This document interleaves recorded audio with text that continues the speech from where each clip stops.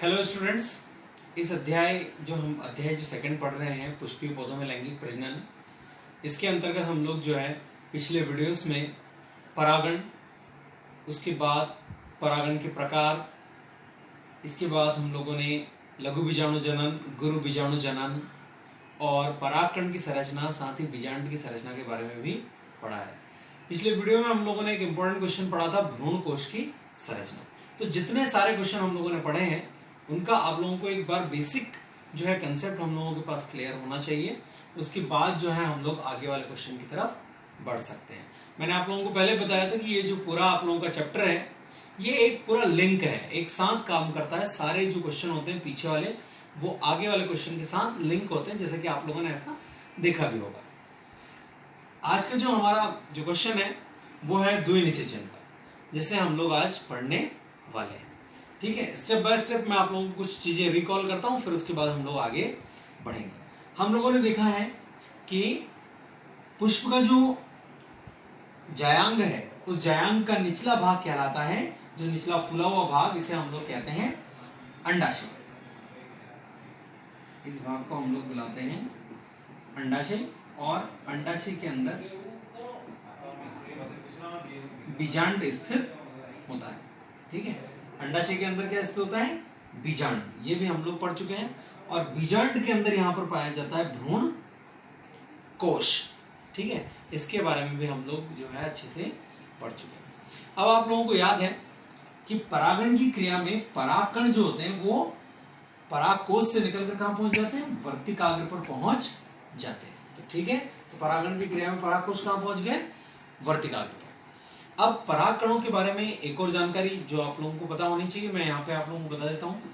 परागकण के बारे में हम लोगों ने पढ़ा था कि परागकण सूक्ष्म होते हैं, गोल होते हैं, दोहरी भित्ति होती है इनकी तरफ। अंदर वाली भित्ति जो होती है वो स्मूथ होती है, चिकनी होती है, और बाहरी भित्ति जो होती है वो कांटेदार होती है।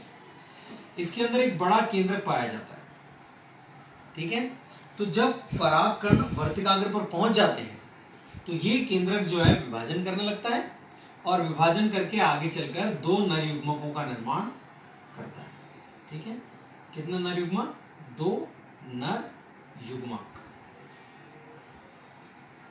एक केंद्रक दो नर युग्मकों का निर्माण कर लेता है। यानी कि एक परागकण के अंदर कितने? एक परागकण के अंदर दो नर केंद्रक पाए जाते हैं। इस बात को हमें याद रखना। दो नर युग्मक जो है, एक परागकण में कितने नर युग्मक पाए जाते हैं? दो नर युग्मक पाए जाते हैं। तो परागण की क्रिया में परागकण जो कि कहां पहुंच जाते हैं? जो कि वर्तिकाग्र पर पहुंच जाते हैं। ये परागकण यहां पहुंचने के बाद खाद्य पदार्थों को, जो वर्तिकाग्र है उस पर विभिन्न प्रकार के खाद्य पदार्थ उपस्थित होते हैं, चिपचिपे पदार्थ उपस्थित होते हैं, जिनको ये ग्रहण करते हैं और फिर ये यहाँ पर अंकुरण प्रारंभ कर देते हैं। क्या करते हैं? अंकुरण प्रारंभ कर देते हैं। और अंकुरण करके क्या करते हैं? अंकुरण करके ये एक अंकुरण नलिका का निर्माण करते हैं। एक अंकुरण करके नलिकाएं बनाते हैं, और इन नलिकाओं को हम लोग कहते हैं पराग नलिका। ठीक है, क्या बुलाते हैं? पराग नलिका। तो हम लोगों ने कहा कि परागण की क्रिया के अंत में परागकण कहां पहुंच जाते हैं? वर्तिकाग्र पर पहुंच जाते हैं, और वे अंकुरण करके एक नलिका बनाते हैं जिसे हम लोग कहते हैं पराग नलिका। ये पराग नलिका, अगर आप लोगों को याद हो अच्छी तरह से, मैं बताना चाहूंगा फिर से कि हमने बताया था कि परागकणों में कहीं कहीं पर जनन छिद्र होते हैं। जहां भित्ति पतली होती है वहां जनन छिद्र होते हैं। तो अंदर वाली जो भित्ति होती है वो ग्रोथ करती है, और उन्हीं जनन छिद्रों से वो भित्ति बाहर निकलकर एक नलिका का निर्माण करती है। परागकणों में एक नलिका का निर्माण होता है जिसे हम लोग बुलाते हैं पराग नलिका। और इसी पराग नलिका में ये दोनों नर केंद्रक भी आ जाते हैं। ये दोनों नर केंद्रक इसी पराग नलिका में चलने लगते हैं। यहाँ से परागकण खाली हो जाता है, दोनों नर केंद्रक भी पराग नलिका में आगे बढ़ते चले जाते हैं। यह पराग नलिका यहां से तेजी से वृद्धि करती है, और तेजी से वृद्धि करते हुए बीजांड के माइक्रोपाइलर सिरे की ओर आती है, और यहां से बीजांड के माइक्रोपाइलर सिरे की तरफ से भ्रूण कोश के अंदर प्रवेश करती है। अब हम लोगों ने क्या कहा कि परागकण अंकुरण करते हैं और क्या बनाते हैं? पराग नलिका। पराग नलिका वृद्धि करके आती है और किधर से? माइक्रोपाइलर सिरे की ओर से भ्रूण कोश के अंदर प्रवेश करती है। तो ऐसे ही होता है ये पराग नलिका हमारी हमने यहाँ से बनाई, ये पराग नलिका ने ग्रोथ की और ये माइक्रोपाइलर सिरे की ओर से अंदर की ओर चल दी। ठीक है, तो ये पराग नलिका यहाँ से ऊपर से आ रही है, देख रहे हैं आप लोग। और ये क्या करती है, ये पराग नलिका, नीचे दो सहायक कोशिकाएं हैं और एक अंड कोशिका है, तो एक ही सहायक कोशिका और दूसरी सहायक कोशिका और ऊपर का अंडनाभिक। तो ये क्या करती है, यह पराग नलिका एक तरफ अंडनाभिक और एक सहायक कोशिका को कर देती है और दूसरी तरफ एक दूसरी सहायक कोशिका को, और इनके बीच में से भ्रूण कोश के अंदर प्रवेश कर जाती है। ठीक है, तो ये पराग नलिका जो है यहाँ से होते हुए भ्रूण कोश के अंदर प्रवेश कर जाती है। ये पहुंच गई पराग नलिका भ्रूण कोश के अंदर। और जब ये पराग नलिका भ्रूण कोश के अंदर प्रवेश करती है तो इस क्रिया में एक सहायक कोशिका नष्ट हो जाती है। दो सहायक कोशिकाएं थी, दो में से एक सहायक कोशिका क्या हो जाती है, कुछ समय में ही नष्ट हो जाती है, जबकि दूसरी सहायक कोशिका थोड़े समय तक वैसी की वैसी ही बनी रहती है।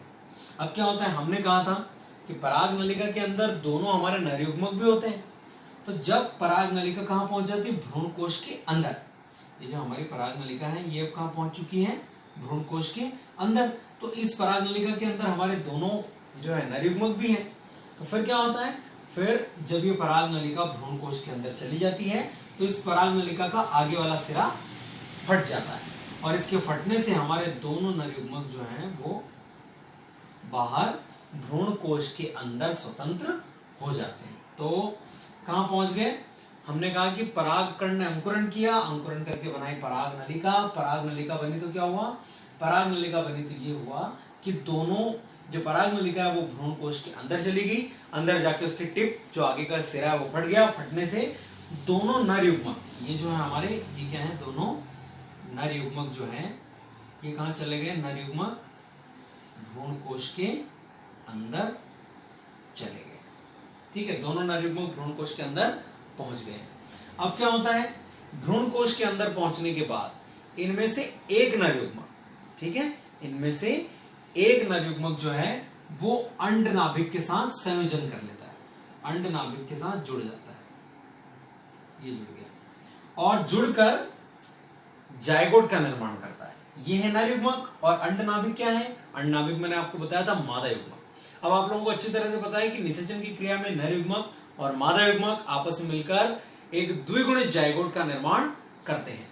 क्योंकि युग्मक अर्धसूत्री विभाजन द्वारा बनते हैं तो एन होते हैं और जायगोट हमेशा द्विगुणित होता है।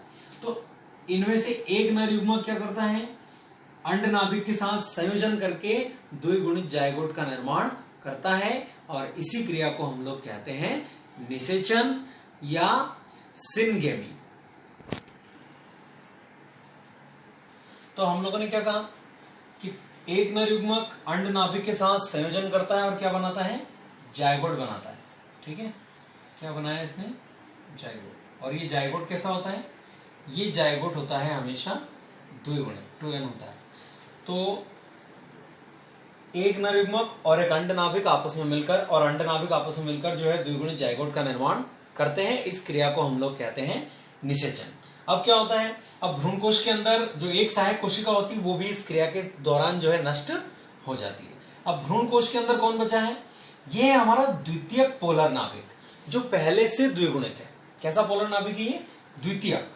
ये बात आप लोगों को मैंने पहले बताई थी जब हम लोगों ने भ्रूण कोश की संरचना को पढ़ा था कि ये जो पोलर नाभिक है ये क्या होता है कि पहले दो होते हैं और दोनों पोलर नाभिक आपस में मिलकर द्वितीयक पोलर नाभिक का निर्माण करते हैं जो कि पहले से ही 2n होता है। और ये क्या है हमारा, ये हमारा नर युग्मक। ठीक, क्योंकि हमने कहा था कि दो नर युग्मक होते हैं तो एक नर युग्मक तो समाप्त हो गया। अब क्या होता है इस प्रक्रिया में कि जो दूसरा नर युग्मक है, यह दूसरा नर युग्मक इस द्वितीयक पोलर नाभिक के साथ, द्वितीयक पोलर नाभिक जो पहले से ही द्विगुणित है उसके साथ संयोजन करता है।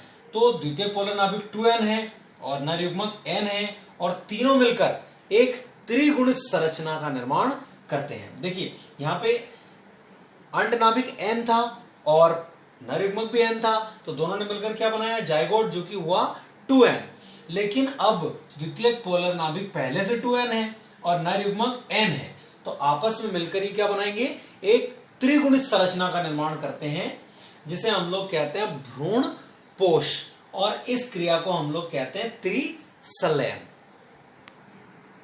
तो हम लोगों ने कहा था कि पहला नर युग्मक और एक अंड नाभिक आपस में मिलकर बनाते हैं, उसे हम लोग कहते हैं जायगोट, और इस क्रिया को कहते हैं निषेचन। अब जो दूसरा नर युग्मक है, यह दूसरा नर युग्मक किसके साथ, द्वितीयक पोलर नाभिक के साथ संयोजन करके एक त्रिगुणित संरचना बनाता है, एक 3n संरचना बनाता है, और जायगोट जो होता है वो 2n होता है। इसे हम लोग कहते हैं भ्रूण पोष। यह भ्रूण पोष आगे चलकर जो जायगोट है, ये जो जायगोट है, यह जायगोट आगे चलकर भ्रूण का निर्माण करता है, ठीक है, जो कि नए पौधों को जन्म देने के लिए उत्तरदायी होता है। तो उस भ्रूण का पोषण का कार्य करता है भ्रूण पोष, ठीक है, और भ्रूण पोष के साथ तो 3n होता है, जबकि जायगोट 2n होता है, ठीक है। तो ये है हमारी प्रक्रिया। अब यहां पर क्या होता है, पहली बार जब निषेचन होता है तो बनता है जायगोट, इस क्रिया को हम लोग कहते हैं सत्य निषेचन। और जब दूसरी बार निषेचन होता है, फिर से संयोजन होता है, मतलब दूसरा नर युग्मक द्वितीय पोलर नाभिक के साथ संयोजन करता है, इस क्रिया को हम लोग त्रिसंलयन कहते हैं। लेकिन साथ ही साथ यहाँ 2 बार निषेचन होता है, इसीलिए इसे दोहरा निषेचन या द्विनिषेचन भी कहते हैं। द्विनिषेचन आवृत्त बीजी जो पादप हैं, जो पुष्प वाले पादप हैं, उनका एक प्रमुख लक्षण है। कौन से पौधों का, आवृत्त बीजी पादपों का जो है द्विनिषेचन एक प्रमुख लक्षण है। और आवृत्त बीजी पादपों में द्विनिषेचन की खोज S.G. नवाश्चिन नामक वैज्ञानिक ने की थी। ये नाम पहले से लिखा हुआ आप लोगों के पास, जो है S.G. नवाश्चिन नामक वैज्ञानिक ने इसकी खोज की थी। तो एक बार फिर से जैसा आंसर आप लोगों को लिखना है वैसा मैं आप लोगों को बताता हूं। तो द्विनिषेचन का हम लोग कंसेप्ट देख चुके हैं, लेकिन अब आंसर हम लोगों को कैसे करना है उसे हम लोग देखते हैं। क्योंकि डायग्राम हम लोगों को चारों बनाने हैं और इसके साथ साथ इनका नॉमिनेशन भी करना है, जिसे किया हुआ था।